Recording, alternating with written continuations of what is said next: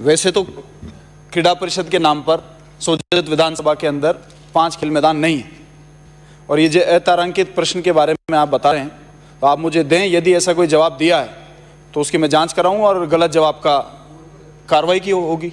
सोजत विभाग में 5 गांव में खेल मैदान की भूमि आवंटित है, आप कह रहे हो नहीं, और आप ही कह रहे हो है, तो मैं सोचता हूँ इससे बड़ा इस सदन का अपमान क्या हो सकता है। राजस्थान विधानसभा के प्रश्नकाल के दौरान खेल मंत्री अशोक चांदना गिरते हुए नजर आ रहे हैं।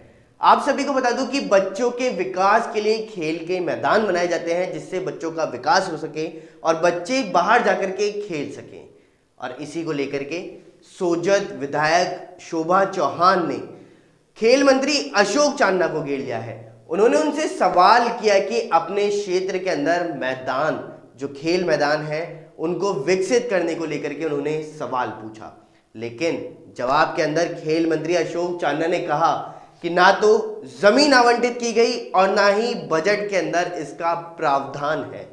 तो इसी को लेकर के वापस रिप्लाई के अंदर शोभा चौहान ने कहा कि पिछले सत्र के दौरान खेल मंत्री आपने ही 5 जगह चिन्हित की थी, आखिर वो कहां है।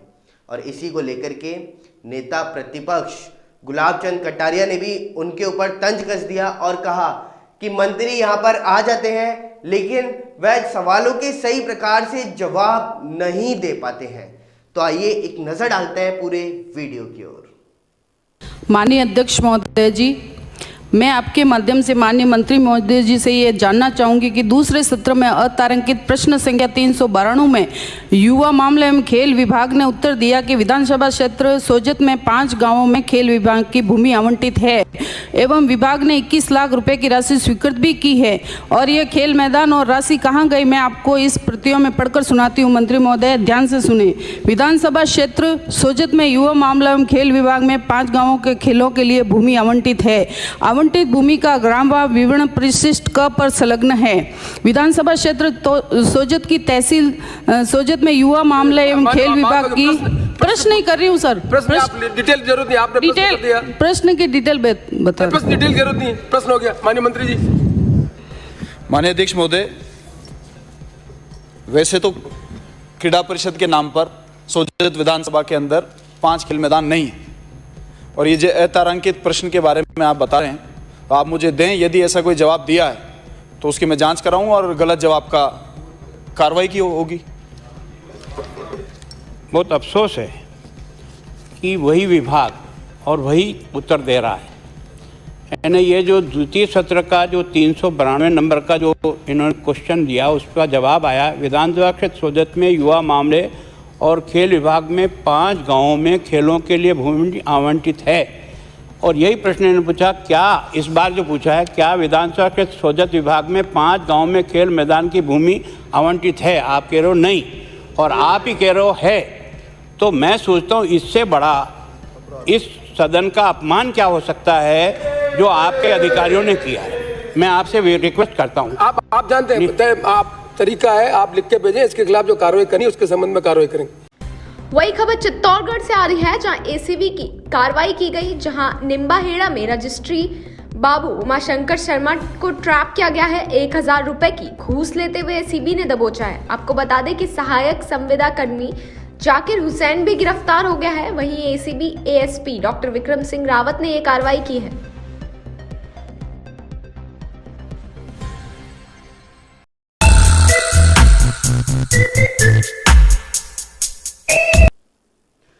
नमस्कार, स्वागत है आपका न्यूज 19 में। मैं पुलकित सक्सेना आप लोग के साथ। आइए एक नजर डालते हैं अखबार की सुर्खियां मेरे साथ। आप सभी को बता दूं कि उत्तर प्रदेश के अंदर पीएम किसान सम्मान निधि योजना से जुड़े हुए 2.42 करोड़ किसानों को होली से पहले तोहफा मिलने जा रहा है।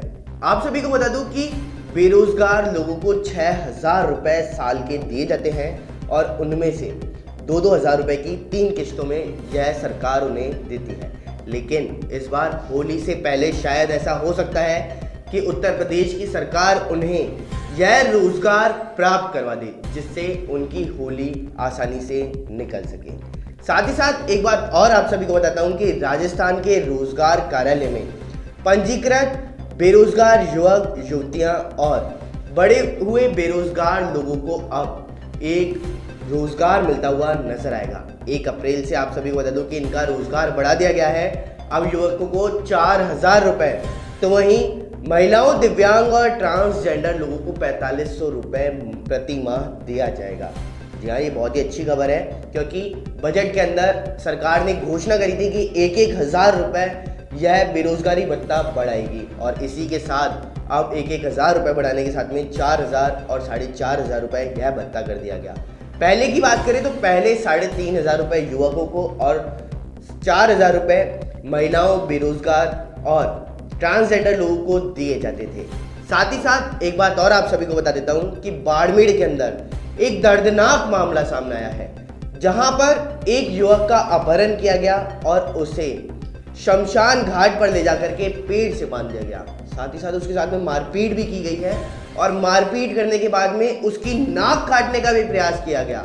जब इसकी सूचना पुलिस को लगी तो पुलिस ने इस मामले में जांच पड़ताल करके युवक को छुड़वाया और अस्पताल के अंदर भर्ती भी करवाया है। साथ ही साथ ये आपसी रंजिश फैमिली को लेकर के ही देखने को मिल रही है। तो वहीं एक बात और आप सभी को बता देता हूं कि कल भारत और इंग्लैंड के बीच में दूसरा T20 मुकाबला नरेंद्र मोदी स्टेडियम के अंदर खेला गया था, जिसके अंतर्गत भारत ने 7 विकेट से जीत हासिल की है, और इसी जीत के साथ अब 1-1 की बराबरी से यह सीरीज चल रही है। और वहीं आप सभी को बता दूं कि इसके अंतर्गत चमकते हुए सितारे ईशान किशन रहे हैं। उन्होंने अपना डेब्यू मैच खेला था, यानी कि पहला मुकाबला उन्होंने T20 के अंदर खेला था, और T20 में खेलने के बाद में उन्होंने बहुत सही तरीके से खेलने के बाद में ताबड़तोड़ बल्लेबाजी कर 56 रनों की पारी खेली। लेकिन वहीं दूसरी ओर KL राहुल 0 रन पर आउट हो गए, और वहीं विराट कोहली ने अंत तक पारी को संभाले रखा और 73 रन की नाबाद पारी भी खेली है। तो अखबार की खास सुर्खियों के अंदर बस इतना ही। देखते रहिए न्यूज़ 19। नमस्कार। वही खबर झालावाड़ से आ रही है, जहां एसीबी की बड़ी कार्रवाई की गई है। आपको बता दें कि मोगरा ग्राम पंचायत का ग्राम विकास अधिकारी ट्रैप हो गया है। घूसखोर ग्राम विकास अधिकारी गोविंद मेहर को 30,000 की घूस लेते एसीबी ने पकड़ा है। सरपंच रंजीत सिंह हुआ मौके से फरार हो गए हैं। वही एसीबी एएसपी भवानी शंकर मीणा ने यह कार्रवाई की है। वही खबर धौलपुर से आ रही है, जहां धौलपुर के बीहड़ों में रणदीप हुड्डा और उर्वशी रौतेला की वेब सीरीज की शूटिंग जारी है।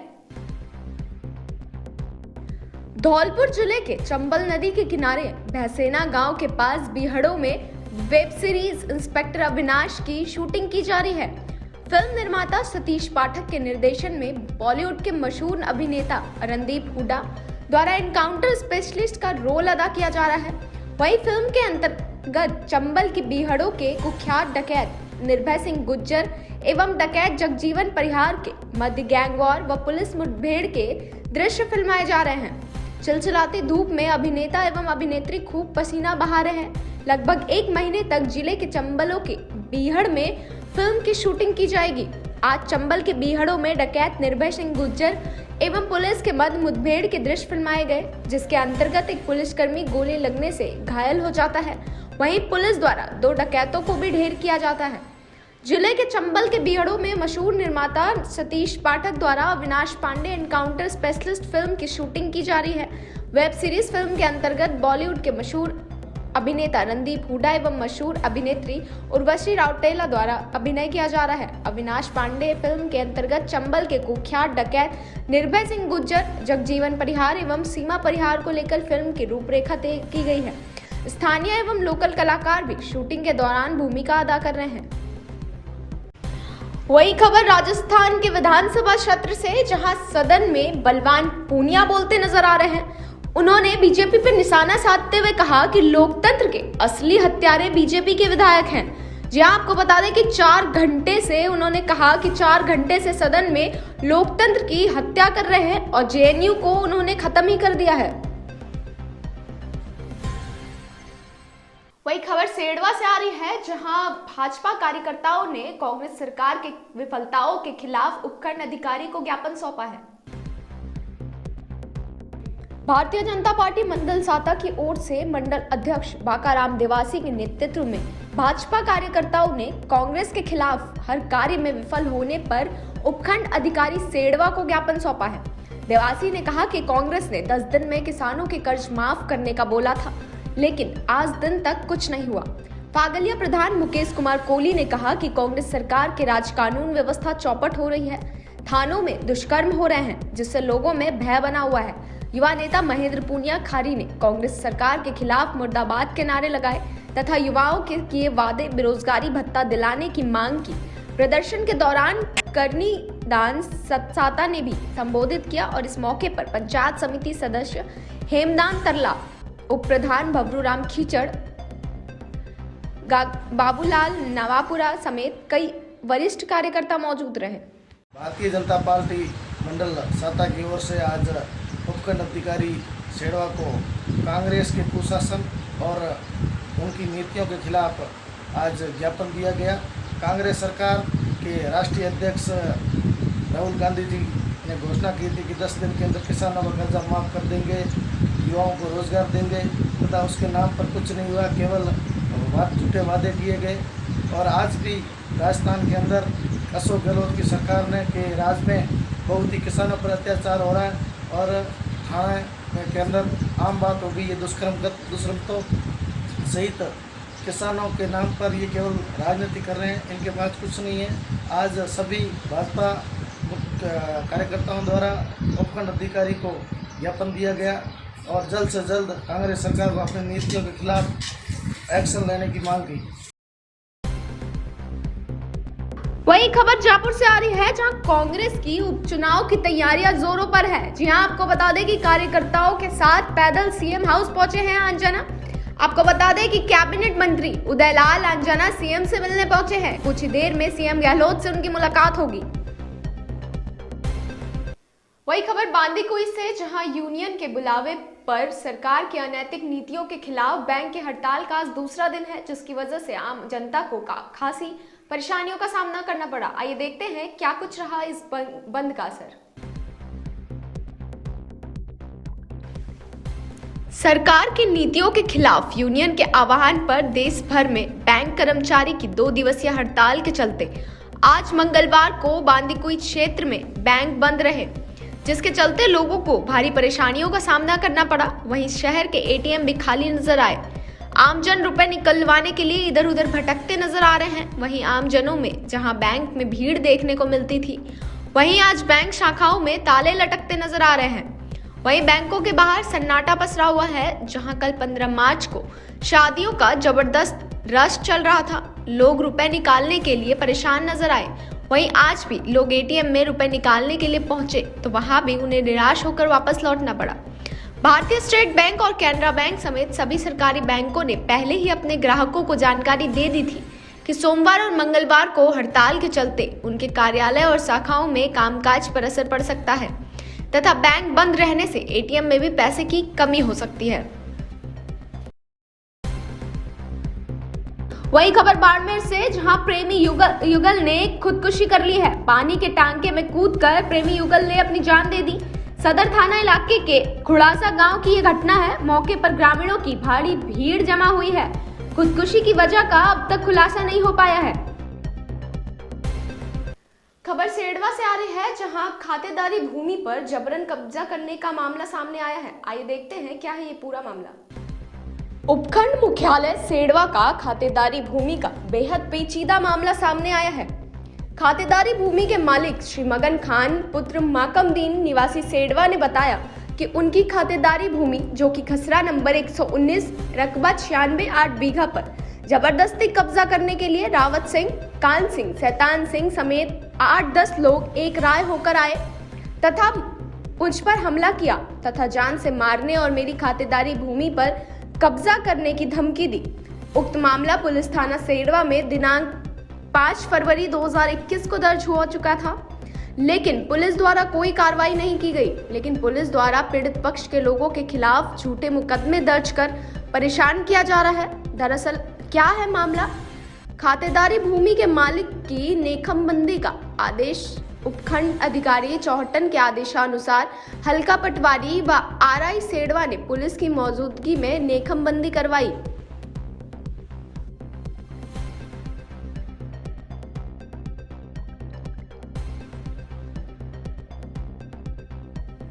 अचलदान शेख साहब और शैम्बूरा मुंशी। अरे कर रहे कुछ तो कारण होगा ना। वो मैंने पूछा, मेरे को जवाब नहीं दे रहे। मैंने पूछा, परसों 12 तारीख को मेरे को मंगाया, वहाँ फ़ोन किया। जमीन का क्या मामला है आपको? जमीन का क्या मामला? जमीन हमारी नेकमबंदी हो रखी है, पटवारी थे, आरआई थे, सब मेरा ऑर्डर माप एकदम कंप्लीट था, ठीक है ना।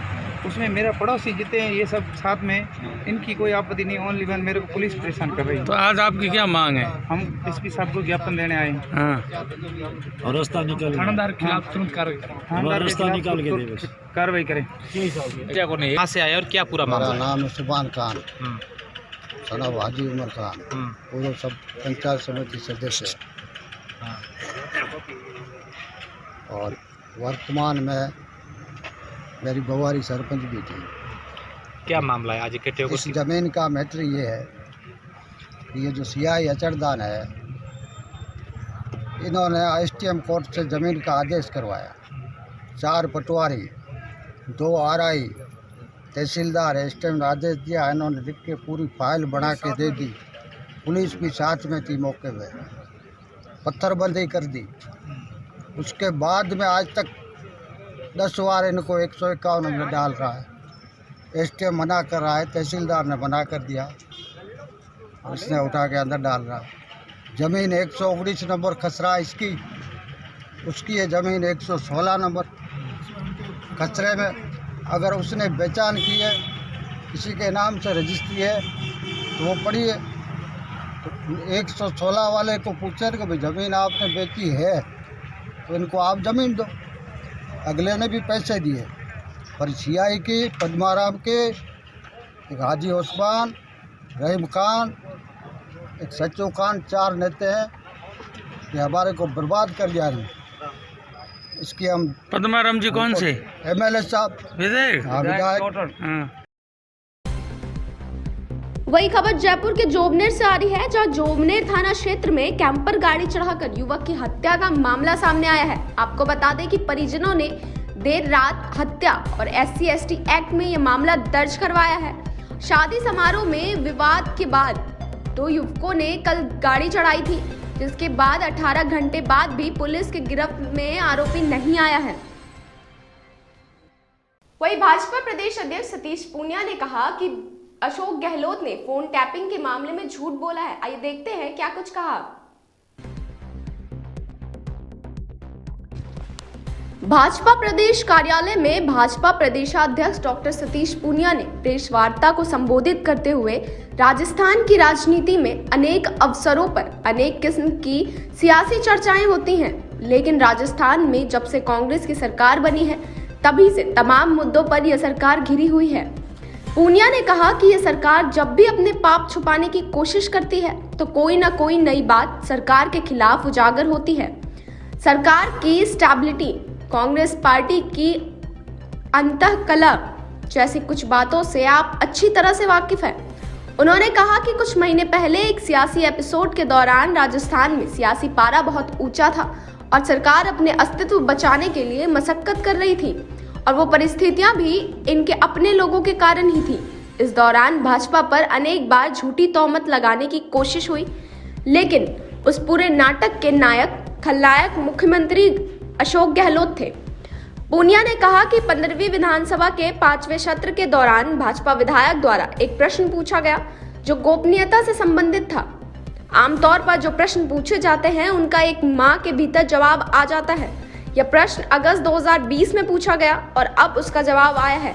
भाजपा विधायक ने यह प्रश्न पूछा था कि क्या यह सही है कि विगत दिवसों में फोन टैप किए जाने के प्रकरण सामने आए हैं, यदि हाँ तो किस कानून के अंतर्गत एवं किसके आदेश पर। पूर्ण विवरण सदन की मेज पर रखें। सरकार ने इसका जवाब दिया कि लोक सुरक्षा या लोक व्यवस्था के हित में या किसी अन्य अपराध को प्रोत्साहित होने से रोकने के लिए जिससे लोक सुरक्षा या लोक व्यवस्था को खतरा हो। इन्हीं के हो। यहाँ पर जो सवाल सरकार ने जो जवाब दिया है, मैं तो स्पेसिफिक उसकी बात कर रहा हूँ, तो सामने आए पुलिस की भूमिका, अधिकारियों की भूमिका, सरकारी मशीनरी राजस्थान की जनता के हितों को बचाने की बजाय राजस्थान की सरकार को बचाने में उसका पूरा दुरुपयोग हुआ है।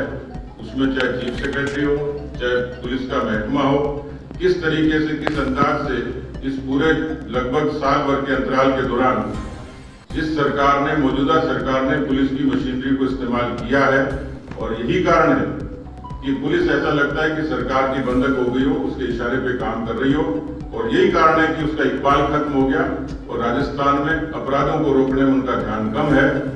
मुख्यमंत्री जी को अपनी कुर्सी बचाने का ध्यान ज्यादा है। पुलिस का बेड़ा हो, उसकी भूमिका पर सवाल उठते रहे हैं, और राजस्थान में कानून व्यवस्था इसलिए ध्वस्त हुई है कि पुलिस को अन्यथा दूसरे कामों में इंगेज किया गया, और कानून व्यवस्था को सुधारने के लिए मुख्यमंत्री जी का, जो गृह मंत्री भी हैं, उनका ध्यान कम है, उनका ध्यान अपनी कुर्सी बचाने में ज्यादा है, और इसलिए कदाचित इस तरीके से उपकृत करने का काम भी वो करते रहे होंगे।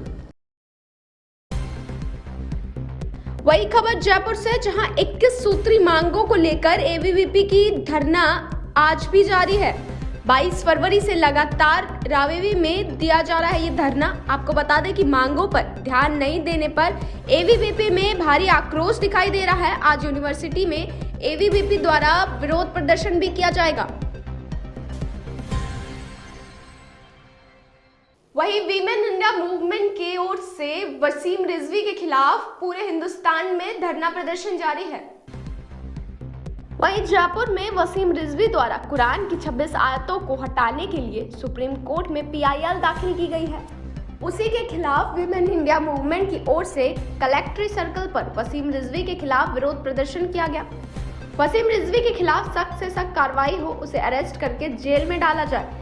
इसके लिए इंडिया मूवमेंट की राष्ट्रीय अध्यक्ष मेहरुनिसा खान के नेतृत्व में एडीएम फर्स्ट इकबाल खान को ज्ञापन सौंपा गया। राष्ट्रीय अध्यक्ष मेहरुनिसा खान ने बताया कि वसीम रिजवी ने उत्तर प्रदेश बोर्ड में काफी घोटाले किए हैं। उन घोटालों से बचने के लिए आरएसएस का मोहरा बनकर फितना फैलाने की कोशिश कर रहे हैं। उन्होंने कुरान की 26 आयतों को हटाने के लिए सुप्रीम कोर्ट में पीआईएल दाखिल किया है।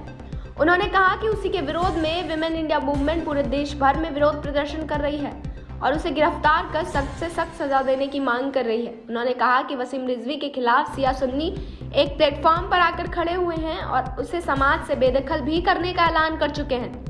आज यहाँ पर जो आप धरना प्रदर्शन कर रही हैं, क्या मकसद है? देखिए, मैं वीमेन इंडिया मूवमेंट की नेशनल प्रेसिडेंट मेहरुनिसा खान हूँ। आज हमारे यहाँ जमा होने का मकसद ये है कि जो वसीम रिजवी जो शिया सेक्ट से बिलोंग करता है, वो काफ़ी अरसे से सुर्खियों में है। वो वक्फ बोर्ड का चेयरमैन था यूपी के, वहाँ पर उसने बहुत ही घोटाले किए, उसकी वजह से उसको वक्फ बोर्ड चेयरमैनशिप से हटा दिया गया और ये करता रहता है, ये बहुत अरसे से कर रहा है। और लेटेस्ट ये है कि इसने सुप्रीम कोर्ट के अंदर एक याचिका दायर करी है और इसने ये कहा है कि कुरान की आयतें, कोई 26 के करीब आयतें ऐसी हैं कि जिनसे आतंकवाद को बढ़ावा मिल रहा है, इन पे सख्ती से इनको हटाया जाए और इस पे कोई कानून बनाया जाए। तो हमारा ये मुद्दा ये है कि ये कंसर्न जो है ये सिर्फ हिंदुस्तान का ही नहीं है, ये हिंदुस्तान के हर मुसलमान का है, ये वर्ल्ड के हर मुस्लिम का मुद्दा है कि 1400 साल से जिस कुरान के अंदर कोई एक फुल स्टॉप या कॉमा का भी मिस्टेक नहीं निकाल पाया, ये होता कौन है? हु इज़ ही? इसको किसने राइट दी है? उसको फ्रीडम ऑफ स्पीच है, वो कुछ भी बकवास करता रहे। He is a insane man, पागल है। जिस शिया सेक्ट से वो बिलोंग करता था, उन्होंने मीटिंग लेके उसको अपने शियाइयत से खारिज कर दिया गया और उन्होंने ये भी कहा है कि ये मुसलमान नहीं है। हमारा मुद्दा ये है कि हमारा सुप्रीम कोर्ट से हमारी ये रिक्वेस्ट है, एक इल्तिजा है कि इस ऐसे शख्स की बात को रद्द किया जाए और इस पे जो ये इस्लाम को बदनाम कर रहा है, इसको जेल करी जाए, इस पे सख्त जुर्माना लगाया जाए ताकि आइंदा किसी और की हिम्मत न हो इस तरह की गुस्ताखी करने की। वहीं एबीवीपी के पूर्व कार्यकर्ता ने राजस्थान यूनिवर्सिटी के बाहर 21 सूत्री मांगों को लेकर छात्रों के धरने का समर्थन किया है।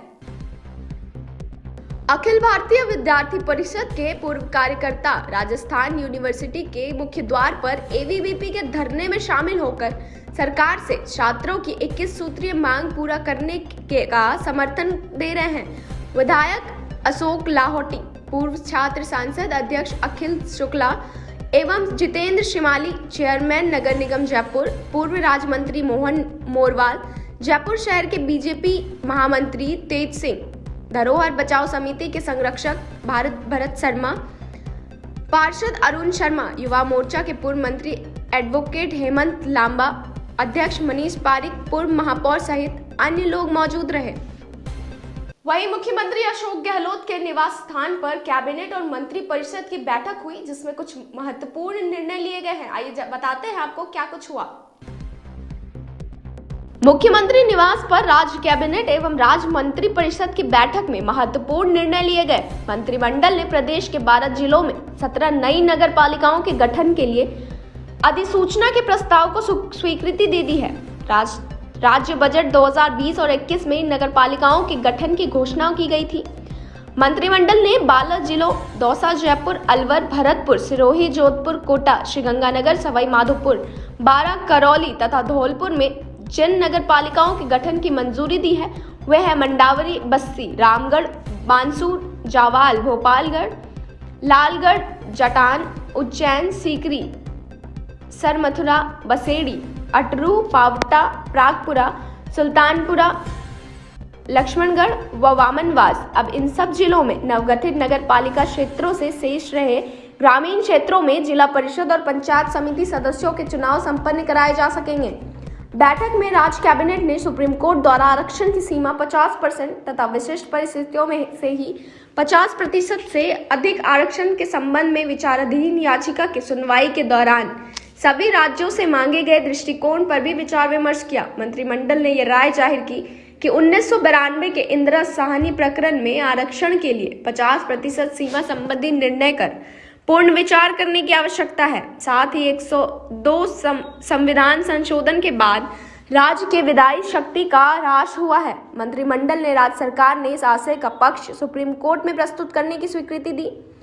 वहीं कैबिनेट ने बैठक में members SBI renewables 10 projects private limited को विंड पावर प्रोजेक्ट के 105.3 मेगावाट क्षमता के 2 प्लांट की स्थापना करने के लिए बाड़मेर जिले की शिव तहसील में राजस्थान भू राजस्व स्रोतों पर आधारित ऊर्जा उत्पादन इकाई की स्थापना हेतु भूमि आवंटन नियम 2007 के तहत राजकीय भूमि आवंटित करने के प्रस्ताव को मंजूरी दे दी है।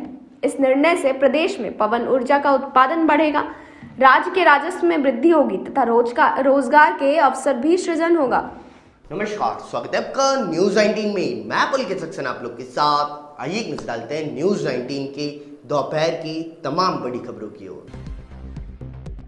राजस्थान के अंदर मार्च में कोरोना बेकाबू होता हुआ दिख रहा है। दिनों दिन बढ़ती संक्रमित मरीजों की संख्या इसके संकेत दे रही है कि राज्य की गहलोत सरकार जल्द ही कोई सख्त एक्शन ले सकती है। राजस्थान की बात करें तो 24 घंटे में 251 नए मामले सामने आए हैं और इस महीने में अब तक 15 दिनों में राज्य में कुल 2884 मरीज आ चुके हैं। इसमें 63% मरीज तो केवल भीलवाड़ा, जयपुर, कोटा, उदयपुर, जोधपुर और डूंगरपुर जिले में मिले हैं। जयपुर में कोरोना के 55 नए मरीज मिले और इसके बाद अब जयपुर में कोरोना के मरीजों का आंकड़ा 60,000 के पार पहुंच गया। राजस्थान में जयपुर के अलावा उदयपुर में 29, भीलवाड़ा में 22, जोधपुर में 20, डूंगरपुर में 19, अजमेर में 13, राजसमंद में 12 और झालावाड़ बांसवाड़ा में 11 मरीज सामने आए हैं। फोन टेपिंग को लेकर के गहलोत सरकार के कबूलनामे के बाद में राजस्थान की सियासत गर्मा गई है। भाजपा ने इस मामले में मुख्यमंत्री अशोक गहलोत पर निशाना साधा है और भाजपा प्रदेश अध्यक्ष सतीश पूनिया ने इस मामले में सीबीआई जांच की मांग भी की है। केंद्रीय जल शक्ति मंत्री गजेंद्र सिंह शेखावत और राज्यसभा सांसद भूपेंद्र यादव ने फोन टैपिंग के कबूलनामे पर कांग्रेस सरकार पर सवाल उठाते हुए इसे लोकतंत्र की हत्या बताया है। सतीश पूनिया ने कहा कि फोन टैपिंग का यह सामान्य मसला नहीं है।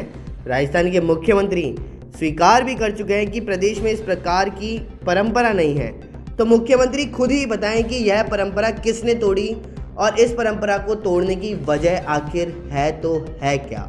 मुख्यमंत्री खुद इसके दोषी हैं और उस समय जब मीडिया में ऑडियो टैप सामने आने की खबरें आई थी तो कांग्रेस के कई विधायकों ने इस मामले में एनआईए से जांच कराने की मांग भी की थी और सदन के अंदर इस बारे में झूठ बोला गया था कि तथ्यों के बारे में भ्रांतियां भी फैलाई गई थी और स्पष्ट तौर पर मुख्यमंत्री इसके दोषी भी हैं।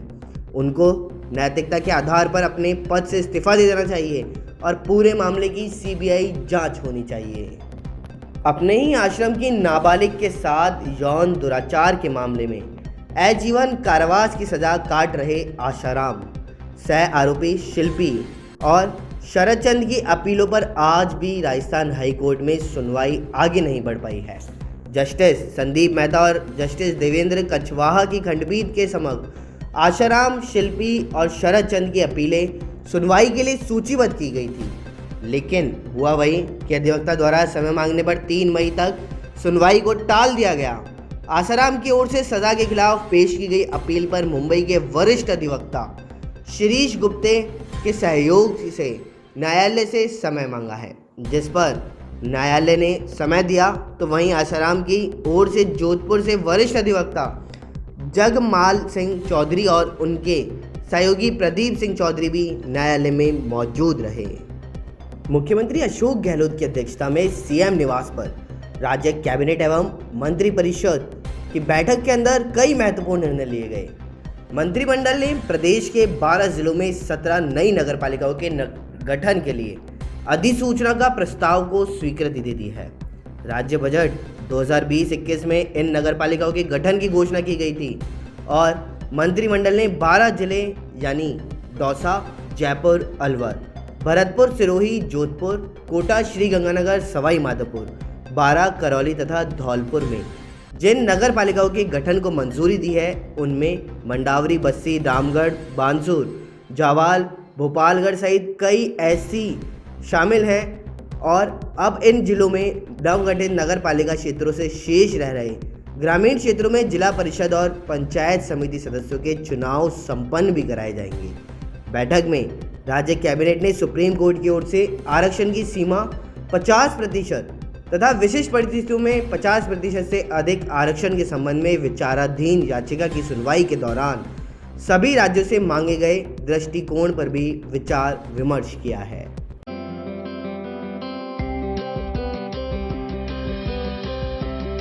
नमस्कार, स्वागत है आपका न्यूज 19 में। मैं पुलकित सक्सेना आप लोग के साथ। आइए एक नजर डालते हैं न्यूज 19 के मॉर्निंग अपडेट की ओर। ब्रिटेन के प्रधानमंत्री बोरिस जॉनसन अप्रैल के अंत में भारत का दौरा करेंगे। खास बात तो यह है कि ब्रेक्सिट के बाद जॉनसन का यह पहला अंतर्राष्ट्रीय दौरा होगा। इससे पहले गणतंत्र दिवस के मौके पर मुख्य अतिथि तौर पर उन्हें भारत आना तय किया गया था, लेकिन कोरोना वायरस मामले ने एक बार फिर बढ़ने के कारण उन्होंने यात्रा को रद्द कर दिया था। भारतीय क्रिकेट टीम के पूर्व सलामी बल्लेबाज वीरेंद्र सहवाग ने विराट कोहली की तुलना सचिन तेंदुलकर से की है। उन्होंने दूसरे T20 में कोहली की नाबाद 73 रन की पारी की तारीफ करते हुए कहा कि कोहली जिस अंदाज में टीम को मैच जिताकर नाबाद लौटे हैं उसने सचिन की याद दिला दी। उत्तर भारत के पहाड़ों पर एक के बाद एक आने वाले पश्चिमी विक्षोभ का असर पहाड़ों के साथ साथ मैदानी इलाकों में भी देखने को मिल रहा है। बीते 12 फरवरी को दिल्ली NCR में हुई बारिश के बाद एक बार फिर यहां झमाझम बारिश होने का अनुमान है। तीसरे हफ्ते में दिल्ली NCR में फिर से होने वाली वर्षा संभावित तौर पर पिछले 2 स्पेल से ज़्यादा तेज हो सकती है। मुख्यमंत्री अशोक गहलोत की अध्यक्षता में मुख्यमंत्री निवास पर हुई राज्य कैबिनेट एवं राज्य मंत्रिपरिषद की बैठक में महत्वपूर्ण निर्णय लिए गए हैं। मंत्रिमंडल ने राजस्थान के 12 जिलों में 17 नई नगर पालिकाओं के गठन के लिए अधिसूचना जारी करके प्रस्ताव को स्वीकृति दी है। इसके साथ ही यह निर्णय भी लिया गया कि राज्य सरकार सुप्रीम कोर्ट में यह पक्ष प्रस्तुत करेगी कि साल 1992 के इंदिरा साहनी प्रकरण में आरक्षण के लिए तय 50% की सीमा संबंधी निर्णय पर पुनर्विचार करने की आवश्यकता है। देश में अब तक डिजिटल सुविधाओं का लाभ केवल शहरी क्षेत्र के लोगों को ही ज़्यादा उठा रहे हैं, लेकिन अब ग्रामीण क्षेत्रों में रहने वाले नागरिक भी डिजिटल की राह पर चलकर न केवल खुद का पैसा बचा रहे हैं बल्कि अपनी समस्याओं को दूर कराने में आगे आ रहे हैं। जोधपुर जिला प्रशासन के नवाचार के कारण अब ग्रामीणों को अपनी समस्या को लेकर के शहर नहीं आना पड़ता। जिला प्रशासन खुद डिजिटल सुविधा के माध्यम से उन्हें संवाद कर उनकी समस्याओं को दूर कर रहा है। मॉर्निंग अपडेट में बस इतना ही। देखते रहिए न्यूज़ 19। नमस्कार।